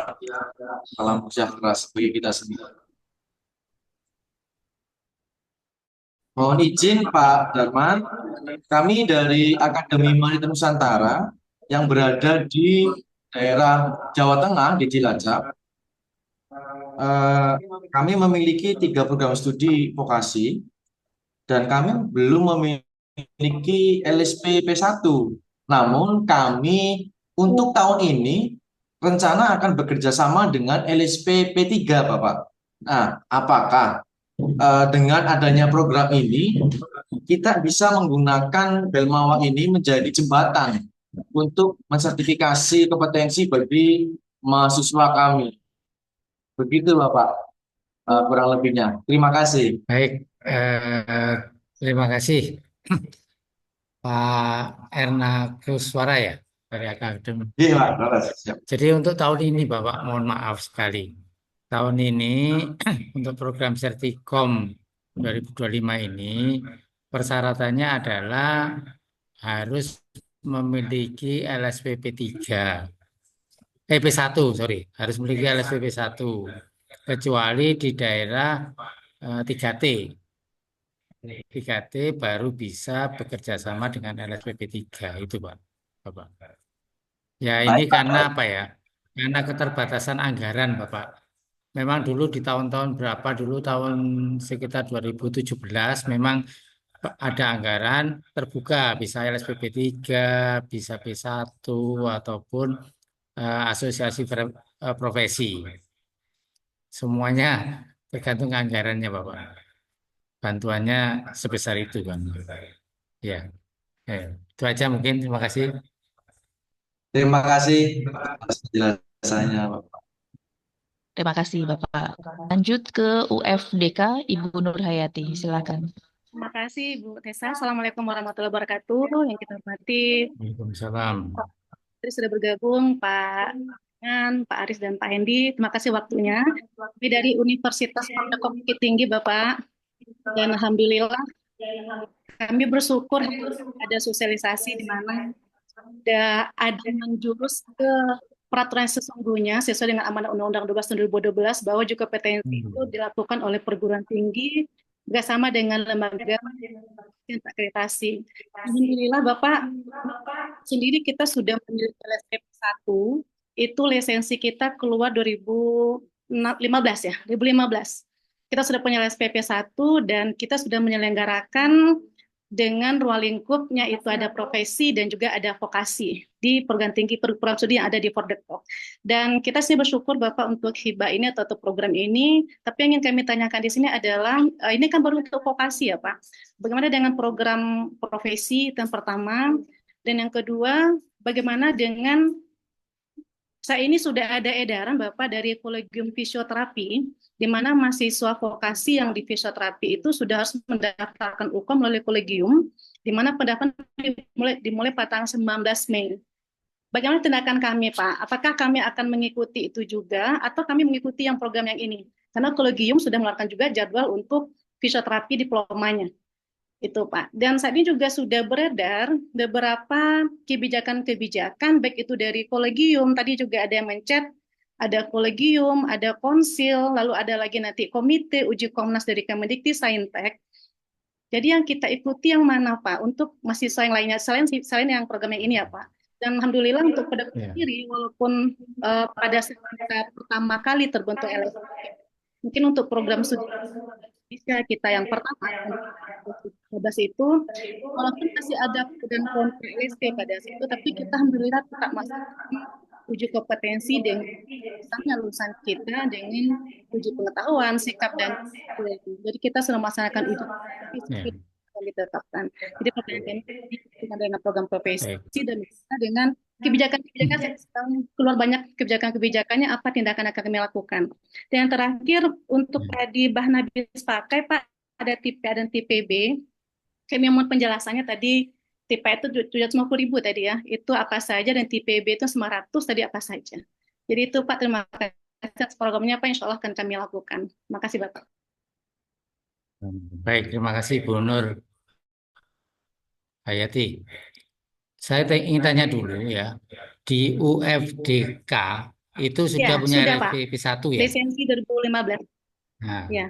Dan ya, terus masa berlakunya 2027. Sampai 2027, oke. Kemudian di persyaratan ini di mahasiswa vokasi yang ingin ikut uji kompetensi atau diikutkan uji kompetensi itu didaftarkan aja Bu, minimal semester 3, 5 dan 7. 3 untuk D2, 5 untuk D3 dan 7 untuk D4. Itu aja Bu. Selain LSPP 1 tidak boleh diikutkan di sini. Ya. Bapak berarti mahasiswa sudah nanti mengikuti program ini, mereka tidak lagi mengikuti uji kompetensi dari kolegium ataupun dari komite ya Pak? Iya, tidak boleh. Ya. Atau mungkin mahasiswa sudah pernah ikut uji kompetensi di LSP yang entah P3 atau yang lain, itu enggak usah diikutkan di LSPP 1 biar merata Bu. Jadi tujuan kita kan memberikan kompetensi pada mahasiswa atau menguji bahwa mahasiswa itu kompeten atau tidak untuk bekal saat dia lulus. Kalau sudah punya ngapain double-double gitu loh Bu. Boleh. Itu Ya, aja. baik-baik Bapak, baik Pak. Cuman ya kami ragukan di sini adalah saat ini kan banyak beredar nih Pak, ada surat dari kolegium, dari komite untuk uji kompetensi. Berarti kalau mahasiswa yang vokasi sudah mengikuti uji kom dari LSP yang diprogramkan saat ini, berarti tidak mengikuti lagi uji kom Ya. kolegium dan Izin, komite. izin Ibu. Ya. Ini ujian yang untuk kelulusan program ya, Bu? Iya, iya. Uji komite juga saya exam ya Bu. Yang dulu oleh Komite Nasional Ya, uji KNU komnya Kanakes juga. itu ya. Nah, oh ini berbeda Ibu, berbeda sasaran. Kalau uji kompetensi pada tenaga kesehatan itu wajib Iya. berdasarkan Undang-Undang 17 Ya, tentang Ibu Tessa kesehatan. izin yang diadakan oleh komite dan kolegium itu bukan buat tenaga kesehatan Ibu, buat mahasiswa bidang kesehatan. Ya betul, mahasiswa bidang Kita exam kesehatan. juga. Maaf. Ya, yang dulu namanya Double jadinya. sampai saat ini masih Iya, ya, maksudnya itu namanya juga mas seperti izin, izin Bu, maksud saya juga seperti itu Sama ya pertanyaan Pak, ini. iya. Karena semua dari vokasi kita yang memiliki LSP pihak 1, mahasiswa itu double ujian Bu. Ya. Yang mana di ujian kompetensi nasional UKOMNOS yang kerjasama dengan Korwil, yang kerjasama dengan Konswil ataupun kolegium, itu pun ujiannya itu hampir sama dengan ujian pada saat kita di LSP. Kemudian di ujian ke rumah sakit pun ataupun praktek itu tetap sama. Artinya ini anak mahasiswanya langsung berpikir, loh ngapain saya double-double Pak ujian kompetensi, sedangkan kami hanya butuh surat tanda registrasi STR, kami sudah bisa kerja. Nah kami tidak mau juga ada alumni LSP kami dari BNSP tidak berfungsi BNSP-nya itu untuk memasuki lahan kerja gitu loh, karena sudah ada STR. Maksudnya seperti itu Bu. Jadi semua pertanyaan teman-teman kita ini yang vokasi, yang khususnya vokasi, yang ada LSPP 1-nya pasti itu pertanyaannya di situ Bu. Karena double anak-anak bayar kasihan. Sudah bayar di konsulnya sekian ratus ribu, di sini juga kita patut bayar juga 500.000 gitu loh. Iya, itu maksudnya Bu Tessa. Saja mungkin perlu dilihat lagi. Kalau misalkan sudah mengikuti, ini berarti tidak mengikuti yang lain ya, berarti ini yang berlaku untuk sebagai exam atau sebagai STR-nya mahasiswa. Karena saat ini uji kom dari komite, dari kolegium itu bukan buat nakes ya Bu. Kolegium juga bukan buat nakes, tapi buat mahasiswa. Ya, Mulai tukang tindih sekarang Kemenkes dengan Kemendikti. Izin mohon maaf. Terima kasih Bu Tessa, terima kasih Pak Aris. Ya, memang untuk Ya. mahasiswa bidang kesehatan ini ada uji kompetensi. Ini maksud uji kompetensi Izin adalah Pak, bantu konfirmasi boleh Pak? Ya. Halo? Silakan. dari silakan. mana Bapak? Saya dari Universitas Tamrin, Pak. Kebetulan saya kan juga aktif di profesi gitu ya Pak. Jadi memang harus dibedakan antara uji kompetensi yang dilakukan oleh kolegium, hal ini dengan berkaitan dengan profesi, dengan yang dengan BNSP ini, begitu. Nah, dengan soal juga itu beda, ya. Kalau yang itu untuk dapat STR itu biasanya menyeluruh soalnya itu. Tapi kalau untuk yang di BNSP ini itu hanya mengikuti satu skema apa yang akan dia ikuti begitu. Ya misalnya kalau misalnya di gizi saya nih, kalau dia mau di penyelenggaraan makanan itu berarti dia di skema penyelenggaraan makanannya yang di ini kan di kalau di BNSP khusus begitu. Nah, sedangkan kalau yang kita yang untuk dapat STR itu umum menyeluruh gitu. Kalau yang dari profesi kolegium ya itu makanya beda gitu. Nah, cuman memang saya juga agak ini yang dibutuhkan untuk kerja yang sekarang ini adalah yang STR ini begitu. Nah, itu mungkin yang perlu karena di rumah sakit pun di mana kalau mau kerja mana STR-nya begitu. Nah, cuman mungkin kalau yang dari BNSP dengan dia punya sertifikat BNSP dia dapat nilai tambah lagi begitu. Karena dia sudah menguasai, oh berarti dia kalau misalnya kompetensi tertentu di situ yang sesuai dengan skemanya yang kita akan ini apa untuk dari universitas apa yang kita inikan gitu. Itu aja Pak, terima kasih. Jadi jangan sampai nggak ikut yang itu. Mohon izin Pak untuk mengklirkan Pak, untuk ujian kompetensi Pak bukan menyeluruh Pak. tetapi ada mata kuliah yang memang hanya berkaitan dengan kompetensi di profesi itu, Pak. Ya, Misalnya kami di betul. radiologi. Di radiologi itu tidak umum, Pak. Di radiologi itu hanya 7 mata kuliah yang kita ujikan. Iya, Sama Ya, halnya dengan ya, skema. Misalnya iya, skema ya, CT scan yang kami lakukan, tetap 7 mata kuliah itu juga harus dimasukkan dalam soalnya di skema itu, Pak. ya, iya, Karena betul. berkaitan semua ilmunya. Oke. Izin Pak Betul, Aris. betul. Betul, Pak. Pak iya. Aris. Cuma kalau ini kan kita Izin Pak Aris, boleh berpendapat? Silakan, Bapak. Monggo, Eh, Bapak. Pilihan sih. izin supaya tidak debatable ya. Mungkin begini, saya usul Pak Aris. Yang biasa dilakukan oleh BNSP adalah harmonisasi kebijakan, ya. Jadi pihak-pihak pembina kementerian atau lembaga pembina teknis itu kita melakukan duduk bersama supaya tidak overlap. Tadi kan dikatakan beroverlap ya. Jadi mana yang irisannya sama ya kita harmonisasikan. Nanti berarti begini, nanti eh, Kementerian Pendidikan Dasar dan Menengah dengan kementerian terkait, katakanlah dengan Kementerian Kesehatan, yang direktorat yang membidangi pendidikan lah, katakanlah ya, kayak Politeknik di bidang kesehatan. Nanti dengan BNSP siap untuk duduk bersama supaya ada solusi gitu loh Pak. Bahkan dengan konstruksi pun ya, dengan LPJK dan sebagainya, kami akan mencoba duduk bersama juga gitu loh. Khususnya untuk politeknik atau perguruan tinggi yang memiliki program studi di bidang konstruksi ya, teknik sipil dan lain-lain. Itu juga kami menjadi rencana diskusi antar kementerian lembaga untuk harmonisasi kebijakan. Kita ambil win-win solution, Pak. Karena ini kan bagaimana cara menerjemahkan cita-citanya Pak Presiden dan Wakil Presiden, Pak. Yang kadang-kadang terdapat silo-silo, jalan sendiri-sendiri gitu loh. Makanya saya juga melibatkan forum-forum ini dalam rangka mengawal bersama-sama.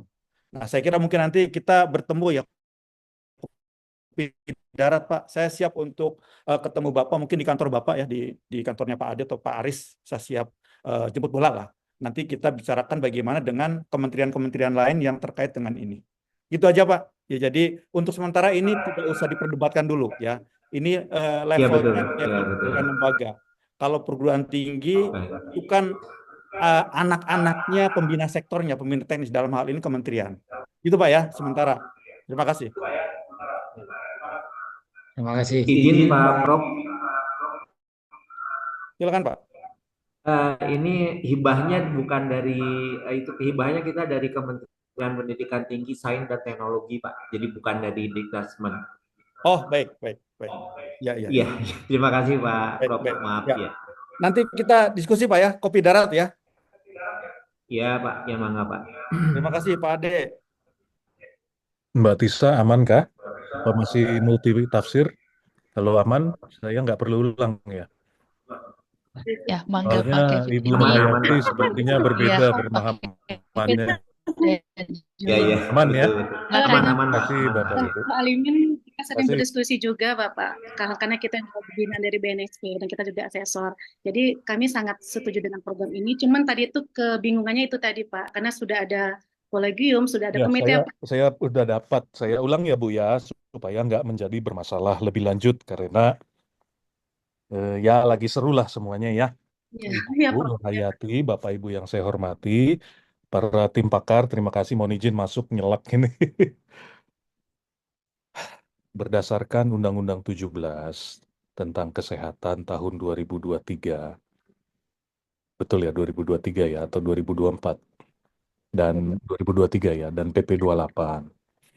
Ini sebenarnya Undang-Undang 17 ini Undang-Undang Omnibus atau undang-undang yang menggantikan banyak undang-undang sebelumnya, termasuk Undang-Undang Pendidikan Kedokteran, Undang-Undang Keperawatan, Kebidanan, Undang-undang sebelumnya yang kesehatan ya Bu Nurhayati dan Bapak Ibu yang saya hormati. Uji kompetensi yang dimaksud oleh Undang-Undang 17 adalah uji yang menjadi bagian dari kurikulum, salah satu syarat untuk lulus yang biasa kita kenal dengan istilah exit exam. Ujian itu ujian wajib, Ibu Bapak, sebagai syarat untuk mendapatkan surat tanda registrasi STR. itu berbeda dari program yang saat ini lagi disosialisasikan oleh kami. Itu tetap wajib. Syaratnya, salah satu syarat untuk lulus bagi program profesi, termasuk spesialis, subspesialis kalau di dokter sana, dokter gigi, dan program vokasi diploma 3. Jadi itu program yang berbeda. Itu ya, itu isu yang itu di lain tempat itu. Bukan program ini bukan dimaksudkan untuk mengganti itu sama sekali bukan. Nanti rame saya diserbu sama teman-teman Kementerian Kesehatan. Mudah-mudahan itu udah cukup jelas ya. Jadi kalau itu kan hukumnya komprehensif ya Bu, untuk mendapatkan STR ujung ke ujung. Dia mau berprofesi sebagai perawat, nurse ya profesinya, ya dia ujung ke ujung ujiannya. Ya saat ini memang masih CBT ya, belum ada uji praktiknya, belum ada OSCE-nya. Sementara yang saat ini, program yang saat ini di luar undang-undang, bukan untuk melaksanakan Undang-Undang 17. Kira-kira itu ya. Ini adalah upaya pemerintah untuk dasar kita sih Perpres tadi ya, sebenarnya untuk revitalisasi pendidikan tinggi vokasi, untuk sepenggal kompetensi yang diuji kompetensikan melalui LSP supaya dapat ilmunya ya dibutuhkan di dunia kerja gitu ya. Berbeda dengan Undang-Undang 17. Mudah-mudahan ketangkep ya maksudnya ya. Tangkap Saya khawatir saya digebugin Kementerian Kesehatan nanti kalau paham, salah paham Pak salah di Kevin. sini repot nanti. Ya berarti tetap mengikuti UKOM yang dilakukan oleh komite atau kolegium ya Pak. Ya berarti ada Itu double wajib ya. Ibu, itu hukumnya wajib. Itu Wajib. exit exam. Tanpa itu nggak akan bisa lulus. Saya tidak akan keluarkan ijazah nasionalnya atau sertifikat profesi. Nah, Walaupun di dalam undang-undang harusnya kan melakukan perguruan tinggi ya Pak. Cuman yang kami sayangkan berdasarkan undang-undang, nih akhirnya jadi masuk ke situ. iya. Ini saya nggak verbatim ya, tapi bunyinya di undang-undang dan PP-nya yang melaksanakan itu penyelenggara pendidikan. Begitu ya Bu bahasanya, bukan perguruan tinggi di situ, penyelenggara pendidikan. Ini panjang kemana-mana karena ada RSPPU di sana. Siap. Bekerja sama dengan kolegium. Gitu ya Bu ya? Ya. Udah saya stop di situ dulu. Ya siap Bapak. Mudah-mudahan cukup jelas. Terima kasih ya Bapak Ibu ya, supaya Anda melenceng. Makasih Cuma Bu ada Onegin, satu Pak, para untuk pakar. yang Ukomnas itu, ini kan baru menjadi pengetahuan ya Pak, tapi kalau LSP itu sudah mencakup semua ranah kompetensi. Jadi kami mendukung untuk LSP 1 untuk uji komnya. Makasih Bapak. Makasih Bu Nurayati. Makasih Bapak Ibu. Mohon izin. Terima kasih Pak Kevin atas penjelasannya. Semoga dapat diterima dengan jelas oleh Bapak Ibu sekalian. Kami izin berlanjut ke penanya berikutnya dari UNSP Bapak Taufik, silakan. Ya, ya terima kasih. Terima kasih banyak Bapak Ibu, Bu Tisa, terima kasih banyak. Assalamualaikum warahmatullahi wabarakatuh. Selamat siang Bapak Ibu sekalian, terima kasih atas kesempatannya. Izin bertanya, Bu Tisa, Pak Damasa, Pak Hendi, Pak Aris. Sebelumnya saya dari Universitas Nusa Putra Sukabumi. Sebelumnya memang universitas kami bukan vokasi ya Bapak Ibu izin gitu. Namun dan memang tidak di undangan tidak ada gitu ya. Tapi di sini saya ingin bertanya dan berdiskusi juga gitu. Apakah boleh gitu kalau misalkan kami yang memang saat ini memang masih proses untuk pembentukan LSPP 1 itu sendiri gitu ya. Tapi di universitas kami itu banyak sekali mahasiswa-mahasiswa dari Indonesia Timur seperti Papua, NTT seperti itu ya. Yang mana memang mereka ada di kawasan 3T itu gitu Pak. Tapi untuk universitasnya tidak di situ gitu. Kami banyak mahasiswa yang memang dari sana. Nah, apakah dengan dengan mahasiswa-mahasiswa Indonesia Timur di kami itu bisa difasilitasi ataukah bisakah kami mengajukan terkait dengan program ini atau tidak? Ataukah memang tetap tadi dengan ketentuan harus vokasi kemudian LSPP 1 seperti itu. Terima kasih Bapak Ibu.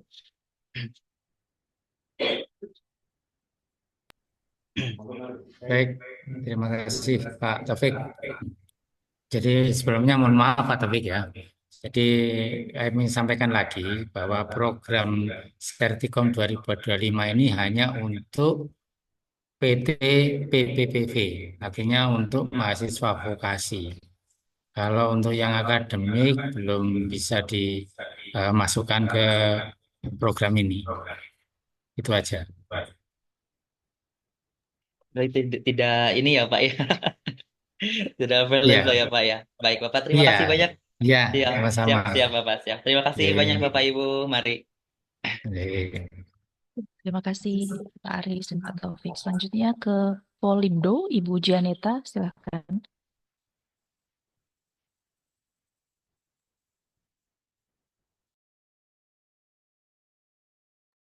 Silakan Ibu, masih mute.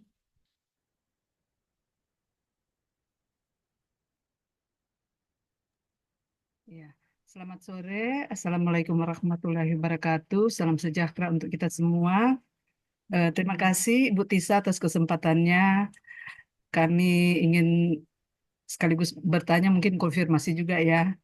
LSP P1 Polindo saat ini memang lagi proses relisensi ya Bapak Ibu. Kita sudah mengajukan itu sejak bulan Desember yang lalu sesuai dengan batas expire lisensi Polindo. Memang kita ada sedikit kendala secara internal karena pada saat itu ada pergantian manajemen dan saya dilantik sebagai ketua LSP Polindo itu pada bulan Februari, Bapak Ibu. Jadi saya melanjutkan proses relisensi dan memang mungkin karena ada proses itu dampaknya lisensi Polindo itu yang baru itu belum keluar sampai sekarang. Sementara tadi saya mendapat penjelasan bahwa untuk program Sertikom ini salah satu persyaratannya adalah LSP P1 yang terlisensi. Sementara ini Polindo lagi dalam posisi mungkin on the way lisensi yang terbaru ya Bapak Ibu. Mudah-mudahan mohon doanya supaya cepat keluar ya lisensinya. Memang sudah ada green light dari BNSP, khususnya dari tim yang datang yang visitasi ke Polindo. Nah, yang ingin saya tanyakan begini, Bapak Ibu, saya lihat dari jadwal pelaksanaan kegiatan ini, pengajuan proposalnya itu sampai pada bulan Mei ya, tanggal 16 sampai tanggal 19. Dan sudah, nah ini seandainya kalau lisensi kami misalnya keluar sebelum batas waktu pemasukan proposal, apakah LSP P1 Polindo bisa ikut serta dalam kegiatan Sertikom ini? Jadi mohon maksudnya batas toleransi tanggalnya itu sampai pada tanggal berapa? Kalau bisa supaya kami mungkin bisa melakukan persiapan ya di LSP dalam rangka mengikuti kegiatan Sertikom ini karena besar harapan kami mahasiswa yang ada di Polindo juga boleh ikut boleh mengikuti kegiatan ini. Mungkin kalau ini kompetisi mungkin atau mungkin ada kota-kota setiap LSP, tapi kami punya harapan dari mahasiswa dari Polindo ini bisa mengikuti kegiatan ini. Terima kasih, mohon tanggapannya Bapak Ibu.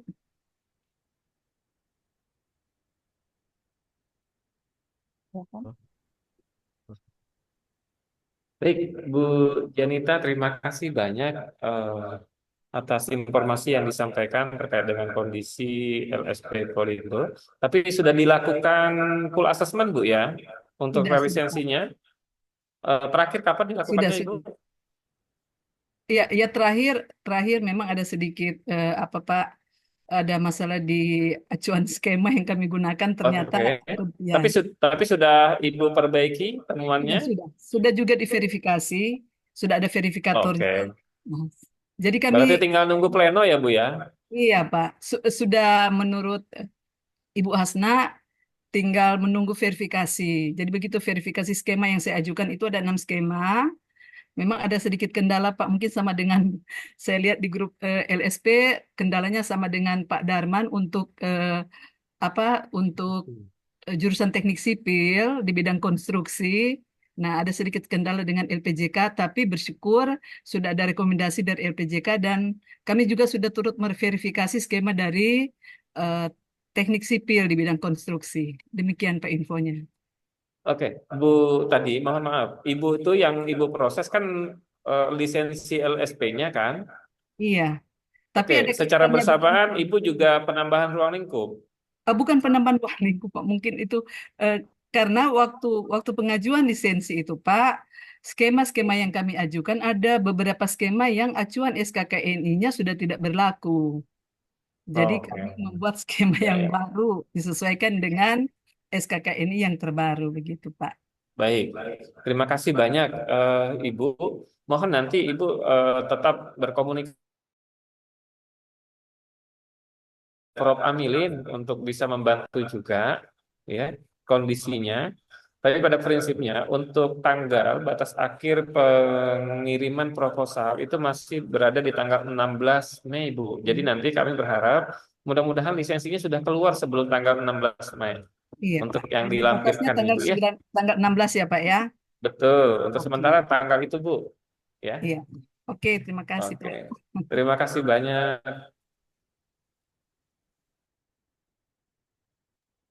Ya, baik. Terima kasih Bapak dan Ibu. Kami berlanjut ke penanya dari Akpari Widya Dharma. Silakan. Baik, Assalamualaikum warahmatullahi wabarakatuh. Mohon izin sebelumnya, Pak, Bu. Perkenalkan, saya dari Akademi Pariwisata Widya Dharma. Izin tanya, kalau misalnya kampus kami belum mempunyai LFP pihak satu, namun kami ingin membuatnya, kira-kira prosesnya itu seperti apa ya? Dan apakah ada syarat khusus yang perlu disiapkan? Terima kasih sebelumnya.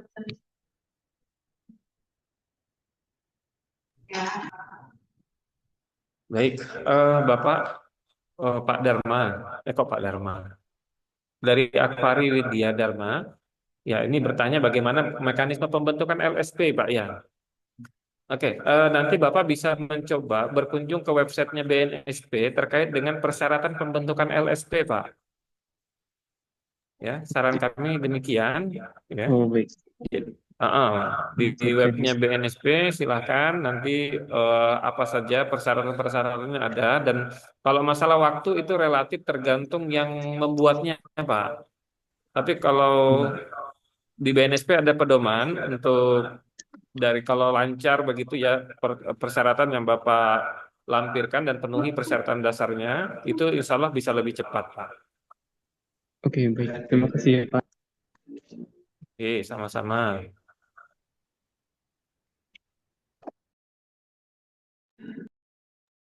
Terima kasih. Kami lanjutkan ke Politeknik Nasional. Kepada Ibu atau Bapak Iwayan Agus, selamat silakan. Terima kasih atas waktunya, Ibu Tisa dan juga rekan-rekan lainnya. Di sini saya ingin bertanya, perkenalkan dulu nama Maaf, saya. suaranya terlalu Pak, kecil. maaf Pak, suara Pak terlalu kecil. Sudah terdengar Ibu, mohon maaf. Terlalu kecil ya? Suara saya apakah sudah terdengar? Bisa dikeraskan mungkin? Di mana ya? Apakah sudah suara saya terdengar? Sudah cukup, Pak. Cukup, baik. Baik, di sini saya ingin memperkenalkan diri. Nama saya Iwan Agus Slamet. Saya dari Politeknik Nasional yang dimana kampus kami itu berada di Bali. Ya. Nah, yang saya tanyakan itu adalah di mana di sini kan ada persyaratan yang dimana syaratnya itu adalah harus adanya LSP P1, ya kan ya. Nah, sedangkan kami di Politeknik Nasional itu yang adanya itu adalah LSP P3, Pak, bukan LSP P1. Gitu. Nah, apakah dengan status kami seperti itu masih tetap bisa mengikuti skema ini, Pak? Gitu. Dan sedangkan untuk LSP P3 ini kami tidak bekerja sama, sedangkan kami memiliki sendiri dalam satu yayasan seperti itu, Pak. Apakah tetap bisa mengikuti, Pak? Mohon arahannya, terima kasih.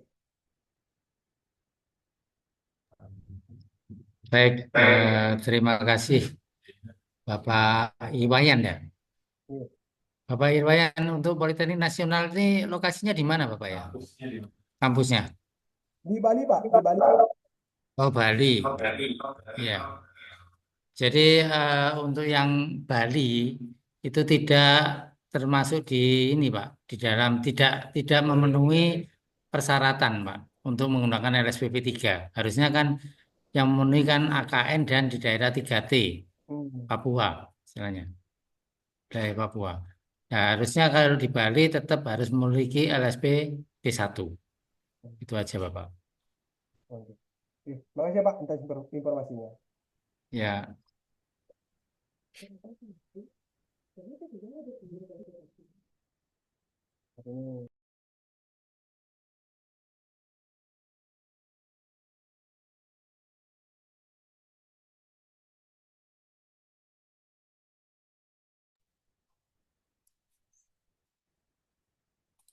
Masih mute, Mbak. Iya.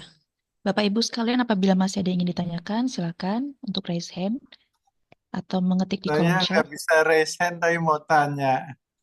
Oh, siap. Dari Tadi, Unusta ya, Pak. iya, tadi barusan Silakan, hilang raise Pak. hand saya. Iya. Monggo Terima silakan kasih Pak. juga videonya nggak kelihatan nih Pak Darman, Pak Aris, Pak Hendy, sama Pak Ade. Mohon maaf. Terima kasih. Assalamualaikum warahmatullahi wabarakatuh. Saya bukan bertanya, cuma ingin tadi menambahkan mungkinnya. Di tempat kami juga ada D3 kesehatan, bidan, perawat, itu ada vokasinya. Ya. Kalau ada anggapan bahwa cukup dengan mengikut sertakan hukum yang exit exam, saya sampaikan ke mahasiswa yang itu berbayar, yang ini ada hibah.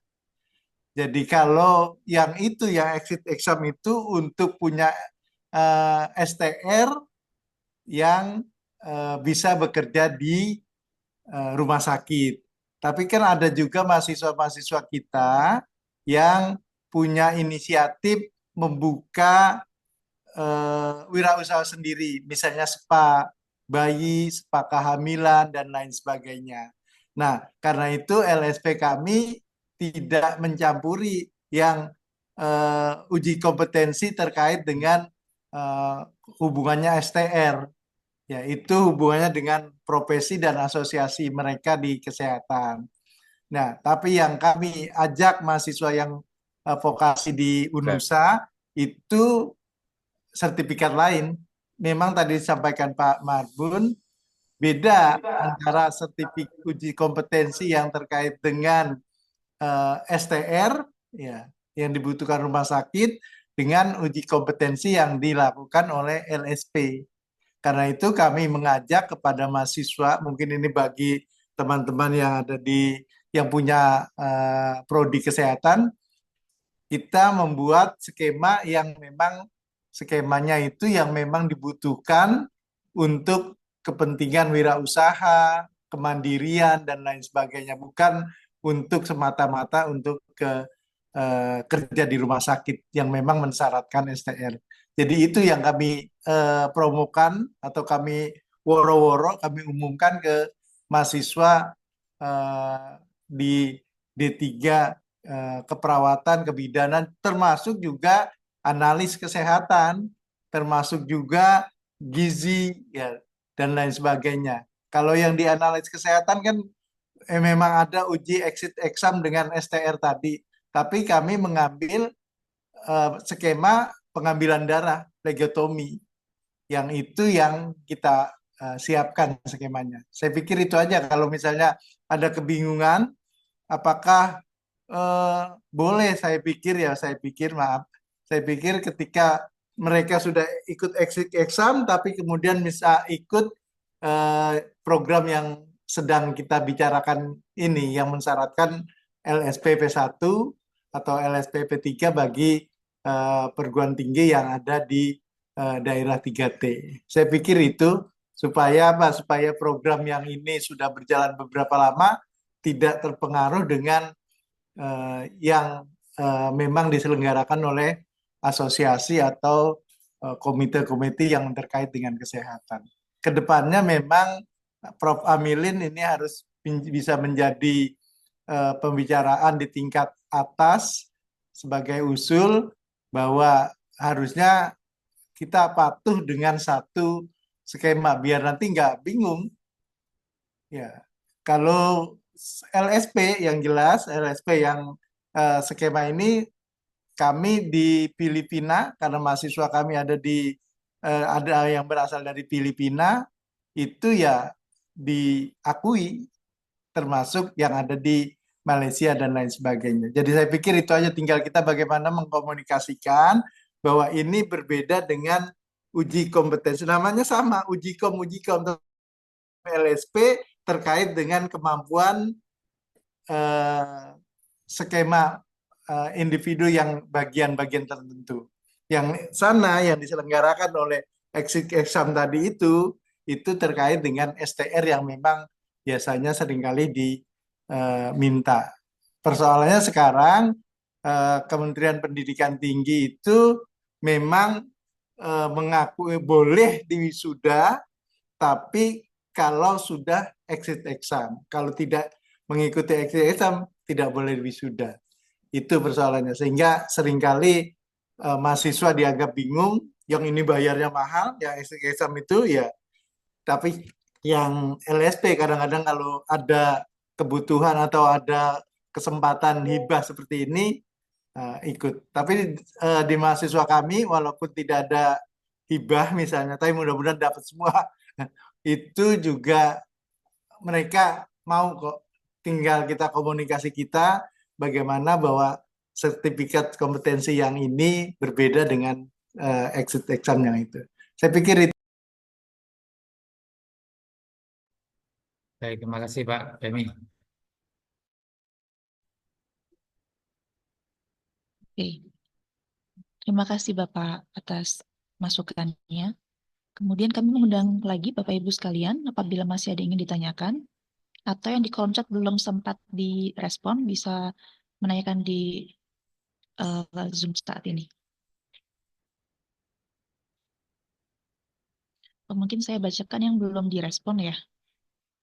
LS dari Politama, Bapak Suprianto, LSP menguji haruskah sesuai atau sama dengan prodi yang kampus miliki? Bisa dijawab oleh Bapak Ibu, Bapak narasumber, silakan.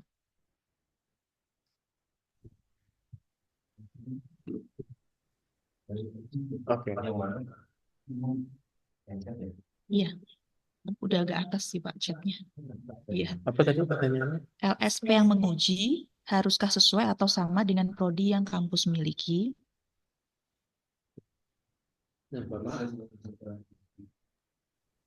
Oke, izin.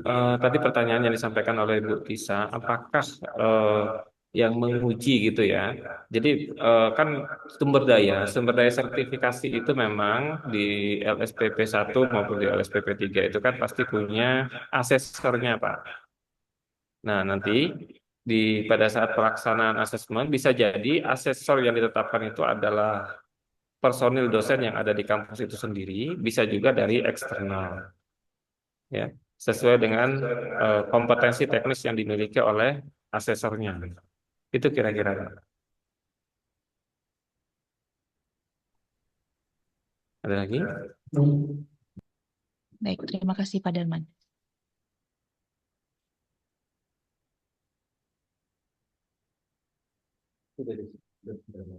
Ya, untuk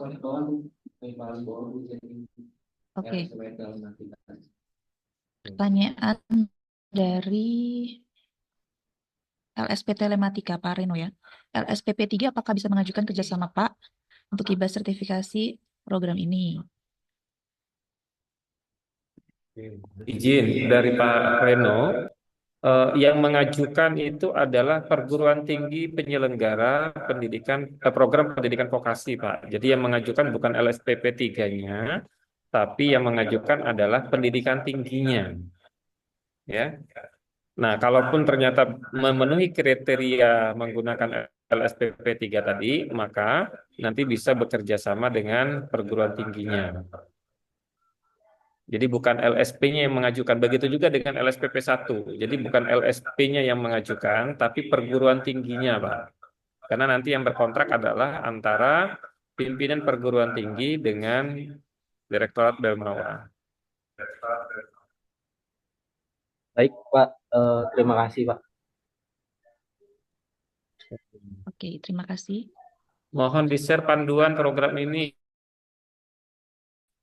ya, atau nanti akan kami share ulang ya. Oke, ada lagi?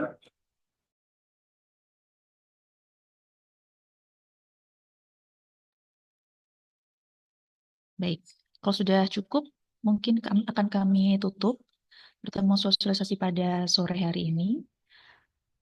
Kami mengundang Bapak Kevin Marbun selaku Kasubdit Penjaminan Mutu untuk mewakili PLT Direktur Belmawal untuk menutup pertemuan hari ini. Mbak Tisa, Ya, terima iya Pak kasih Kevin. kita siap sudah lumayan ya. Berapa jam Mbak Tis? Total dari sesi 1 ya Pak. Baiklah Bapak Ibu yang saya hormati, terima kasih banyak untuk antusiasmenya mengikuti kegiatan sosialisasi program Banpem ini. Terima kasih terutama juga kepada tim pakar kami, Pak Darmansyah, Pak Hendi, Pak Aris, Pak Margana ya, Pak Desman Margana. Terima kasih banyak para tim pakar untuk seharian ya, sejak kemarin sudah sampai ke lokasi dan menyiapkan berbagai hal. Saya berterima kasih kepada Mbak Tisa dan tim kerja di tempat Mbak Tisa sudah boleh bekerja dengan keras sehingga kita dapat selesaikan sosialisasi di kesempatan hari ini. Terima kasih juga, saya ingat tadi ya Pak Sukemi ya, Unusa. Terima kasih Pak sudah menambahkan informasinya melengkapi, apresiasi.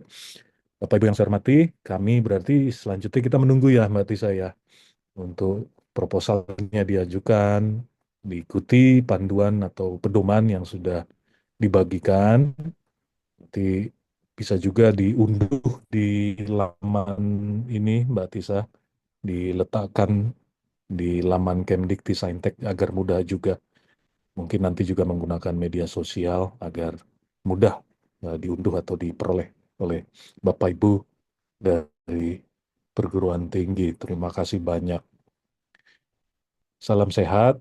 Saya mewakili Pak Direktur Belmawa, Pembelajaran Mahasiswaan, Pak Beri Juliandi. Mohon maaf, seharian beliau juga harus di luar kantor, harus mengikuti berbagai penugasan rapat di luar sehingga belum bisa bersama kami, bersama kita pada kesempatan kali ini. Salam beliau untuk Bapak Ibu dan tentunya para tim pakar. Terima kasih. Kami sudahi untuk kegiatan pada siang sore hari ini.